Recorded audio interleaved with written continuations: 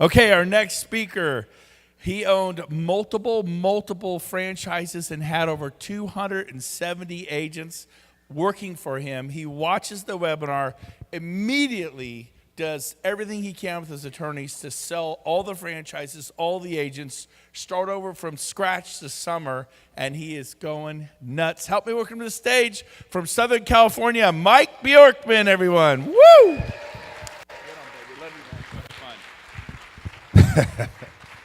Wow.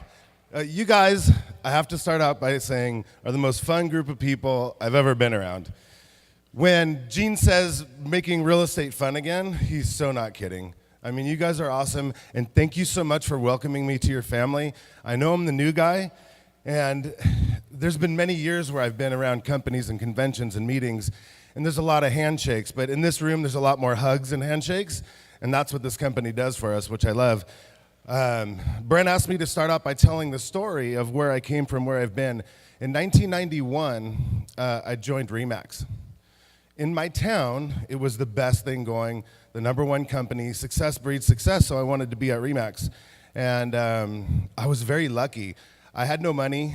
I had no friends to help me with bills. I didn't have anything, so I wanted to make more money than a doctor and a lawyer. So real estate was my only opportunity. So I was lucky enough to shoot to the top quick. I worked hard. I was a seminar whore. I just kept going and learning and running and practicing. Dang it, did I say something bad already? Well, Kyle Whistle already set the stage. I'm allowed to drop an F-bomb. So anyway, so I was at RE/MAX for 19 years. And that was a long time.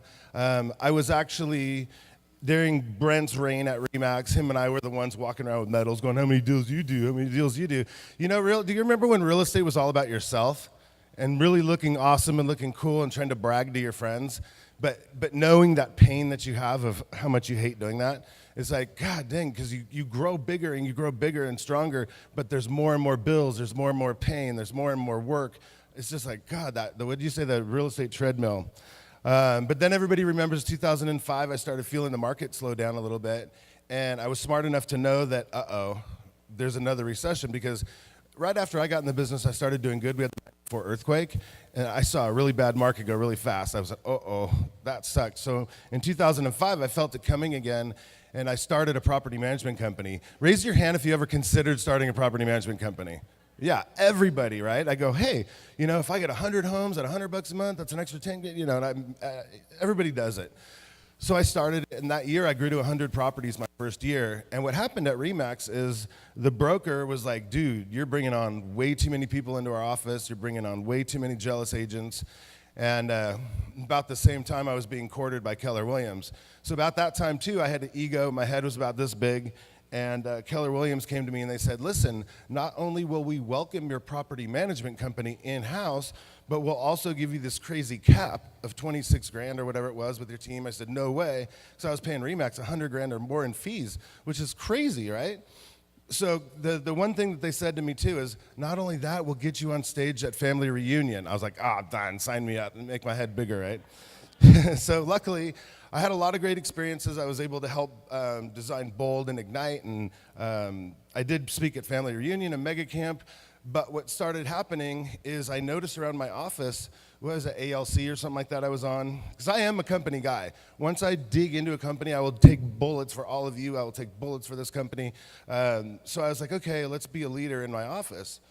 And then I started noticing something really bad. They were letting agents train our offices. They were letting agents in my office train people like they had an open house class. The person training the class had done maybe 4 in their life. I was like, you gotta be kidding me. Then an expired class. Like, I freaking nailed expireds. I was the FSBO expired king. And then they were letting people that did maybe 1 or 2. I'm like, so next thing you know, I started training all the classes. And I just went, this is crazy. I'm training everybody at this company, my competition, in essence, right? And I go, well, this is stupid. I'm selling a couple hundred homes a year. I got a team of about 8 people, whatever. I might as well start a brokerage. Anybody thought of that ever? Kyle Whistle said it earlier. Don't. I just want to drop that just like he did, but I won't. Maybe I will. Should I be over here? What do you want me, buddy? So I was, you guys know Bjorkman. He's a good trainer, friend of mine, and he introduced me to HomeSmart. And he said, well, what I told him was, he's one of my coaches, and I said, dude, I want to start a company. I want to have it less than Keller Williams, and I want to have all this technology, all these tools. And he goes, well, HomeSmart already exists. Introduced me. And at the time, that was the best thing going. Flat fee company, $4.99 a month. You get to put the franchise fee on the agent. That was cool. So we opened an office, grew it, and then opened a second, a third, then a fourth. We grew the company to close to 300 agents because attrition sucks. You guys saw Julie up here yesterday. She was my recruiter, and she recruited 100 and something agents in 1 year. So think about how this is all going to come together, right? And so we grew that company, but here's what happens. That was an awesome model for the freaking agents because the broker broke, right? So I'm having to sell tons of homes still. And then I still have this super huge ego, so I wanted to be the #1 HomeSmart agent in the world, which I did my second year. And I'm like, okay, I did that, now what? So we just started building more offices. And we have this huge expansion plan. I opened my own escrow company, and that was cool, bless you. And if I hadn't opened that escrow company, I never would have made a penny at that company. So, what do we do to make more money? Grow more agents, get bigger escrow companies. That was our secret, and that's a secret to most people's brokerage life. And then I was just like, dude, this is so much work for so little money. I'm writing checks for 60, 70, 80 grand a month to try to keep the company going while we're recruiting. And by the way, recruiting is getting harder and harder and harder out there. There's companies out there right now that are letting you do like $99 a transaction. And how do you compete with that if the agents don't see any value? So honestly, if I saw no value in my company, I might be that guy that goes to the $99 transaction company. If you're not going to give me any value and I need a broker, why not, right? Does that make sense? Yeah, right? Okay, so I started seeing a couple other things happen. You guys have all heard of Redfin, Purple Bricks, things like this. Commissions are getting compressed in our nation. And this is one thing I haven't heard anybody talk about here, which I think is a really important, interesting point about EXP, and I'll bring it up in a second.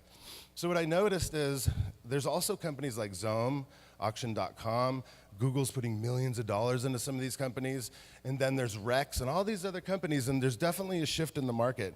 And everybody tells me, Mike, when the market goes down, that's normal. Help you sell and assist to sell, they all come into the market. I'm like, you guys don't understand, this time's different. Technology has changed the landscape of real estate. Everything's different now. Everything's different. So I'm going, uh-oh, I don't know what's gonna happen. Like, we all seen the webinar, Uber bankrupted Yellow Cab, we're the Netflix. I'm like, this is a real thing that's happening. So kind of like my sponsor, David Golden, told me, he goes, I was getting bored, I was getting depressed, because I got in the business to have fun, not to manage 300 complete idiots. And then I was just like, every day I had to deal with problems and talk to the people that wouldn't frickin' listen to what I said. But yet when they sucked, you know what? They come to me and they say, this company sucks and you suck. I'm like, no, hell no, get out of here, right? So now I'm just miserable. What I found out is I have a passion for training and leading agents. I want them to bypass all the bullshit that I had to go through, learning the hard way. Because when I was growing up in this business, we didn't have the internet, we didn't have webinars, we had to jump on planes to go see Mike Ferry and Craig Proctor and things like that. So now you can learn so much and be such a sponge. So that's what I like to do, train and coach agents. So this opportunity allows me to what? Train and coach agents. Like Al said it the best. I mean, train and lead and coach agents better than their current broker is what we need to be doing. And that's what I knew grew our company to 300 agents. We opened arms, invited them to all my trainings, and Julie would pack the room every week, 40, 50 agents, and we just started hiring 3, 4, 5, 6 a month. And we barely did anything. We attracted, we didn't attack. Does that make sense? We were actually that pull thing, not the push thing. And I was just like blown away when I first saw this. So here I am, I'm sitting here going, what do I do? Now, David Golden told you he was not in the best time of his life when he joined this company, right? And I'm super pumped up, positive, the self-help guy, da-da-da-da-da. And I'm looking at David going, well, that company doesn't look very good. You're all pissed off and broke and da-da-da. So I didn't really give it a chance. And then there was a couple other ding-dongs in our area, local, that were at the company, and I had no respect for them. So again, remember I told you I have an ego sometimes. So I'm like, well, I'm building this company. I got 300 agents. People think I'm God, da-da-da-da-da. And so finally one day, I think it was my third effing lawsuit, and where's Kyle again? Same thing. Like, I have way better stories than Kyle's. Like, you're just like, what you do? Are you insane? Like people get commission, Brent. They don't give a crap. They will do anything for their paycheck, and they don't care because you have E&O insurance. You know you're gonna pay the deductible, right? So, lawsuits are my favorite. So, anyways, where was I? Oh yeah. So one day I was just kind of like, all right. Let's just hear about it. And I won't lie. I started noticing the big dogs across the country joining the company. You know, a couple of the pompous guys are sitting right here that I love. And I was like, I better look at this. And so I asked David. Now here's the best story ever. So I called David. He goes, hey, my buddy Rob's in town doing a lunch and learn tomorrow. Why don't you fly out? And he's like, Rob Flick, this guy, he's making a lot of money. I said, okay, cool. Let's check it out. Jump on a plane. It's LA to Vegas, $69 or whatever. And so I land in the morning. We go to this dirty little lender's office, and there's like 4 dudes in there. I'm like, oh, this is such an Amway setup. I'm like, what am I doing? So Rob gives this presentation, and obviously Rob blew my mind. I was like, oh, damn, that was pretty cool. So mentally, I'm already in, right? And he's like, all right, let's say goodbye to this guy. We're going to go to a casino, and we're going to meet my other buddy, Gene Frederick. I'm like, I have no idea who these people are, so I have no idea the day that I had, right? So we leave a lunch and learn, go to the casino, we meet Gene Frederick, we sit down at a table. Mr. Brooks, somewhere in the room, was probably in here. He was the other agent with me at the time. Gene comes in, hey, guys, how you doing? He grabs a Keno thing where you fill out the numbers and a crayon, and he sits there and gives me another presentation. I'm like, holy crap. Like, both of these, you know, it's hard to say. I mean, has anybody ever had a presentation from Rob and Gene all on the same day if it wasn't at that Mexico thing? And I was just like, okay, I'm sold, no worries. So he goes, all right, well, Rob just invited us to go to dinner, so let's go to dinner with Rob.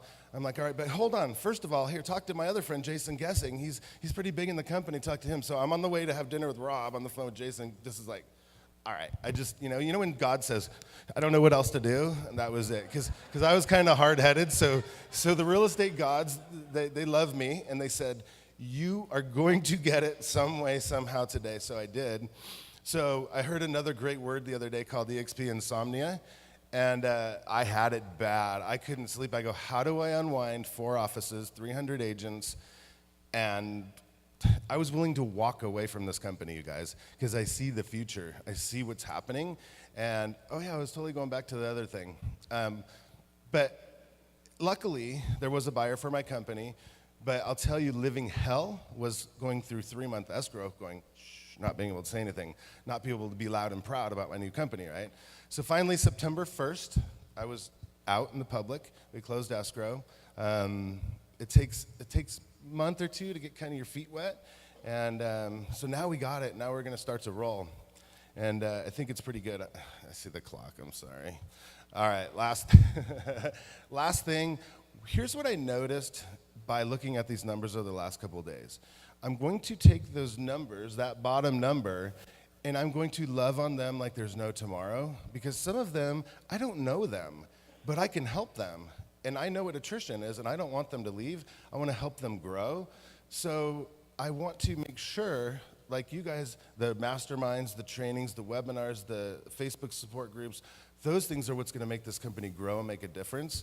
And we have brought on one of the most powerful teams in the nation. If you don't know DS Pros, we've hired just about all of them. These guys are the most kick-butt agents all over the country. They're just onboarding, and there's going to be some serious damage happening. So when they say we're going to go to 45,000 agents this year, I believe it. I believe it. You guys, thank you for welcoming me to your family. I love you all. I'm here for you.